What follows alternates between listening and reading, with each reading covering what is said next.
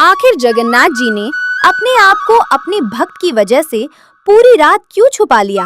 पुरी, जहाँ हर सांस के साथ जय जगन्नाथ गूंजता है, जहाँ रात भी भगवान के नाम से रोशन रहती है, उसी पवित्र धाम में एक ऐसी रात आई जब अचानक सब कुछ थम गया।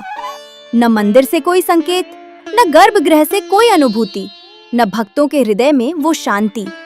लोग हैरान थे, जगन्नाथ जी कहाँ हैं? क्या हमसे कोई भूल हो गई? क्या प्रभु रुष्ट हो गए?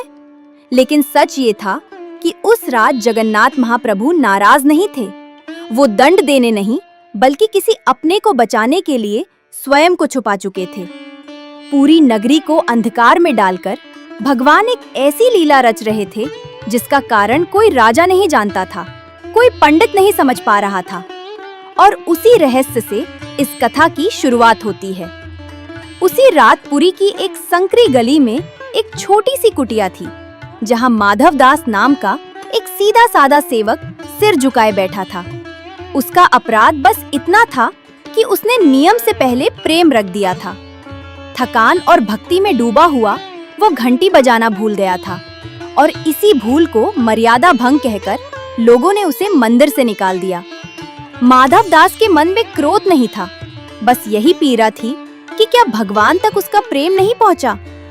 मंदिर से निकाले जाने के बाद भी उसके हृदय में जगन्नाथ जी बसे थे, और वहीं नीलाचल के गर्भगृह में बैठे प्रभु ने भी ये देख लिया कि जिस सेवक ने उन्हें पुत्र की तरह पूजा, आज वही अकेला और अपमानित है।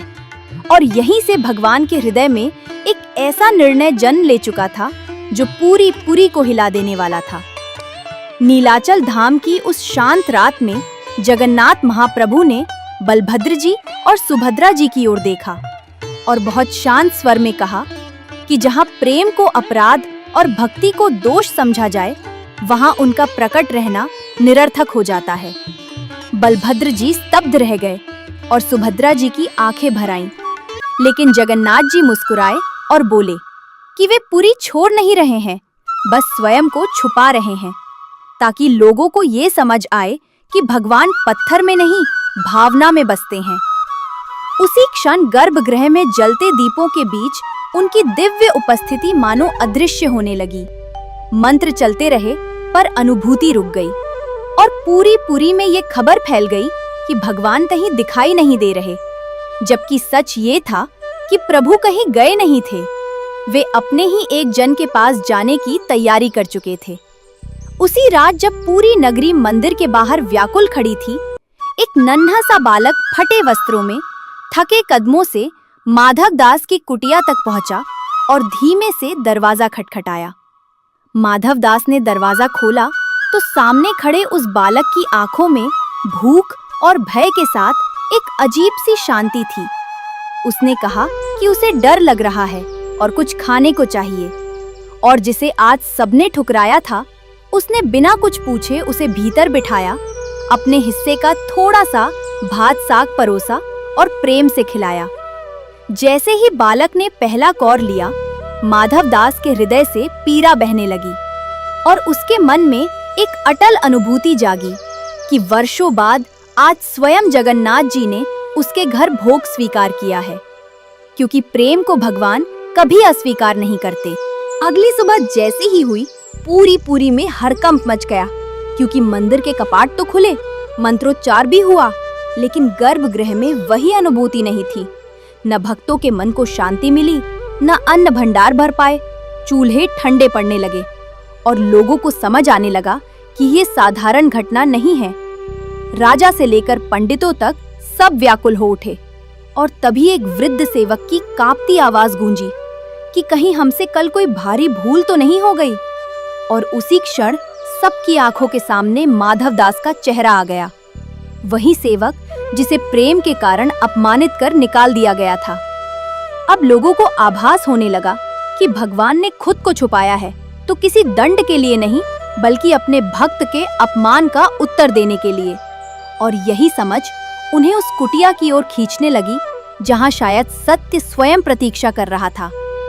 जब राजा, पंडित और नगरवासी माधव दास की कुटिया तक पहुंचे, तो जो दृश्य उन्होंने देखा उसने सबको स्तब्ध कर दिया।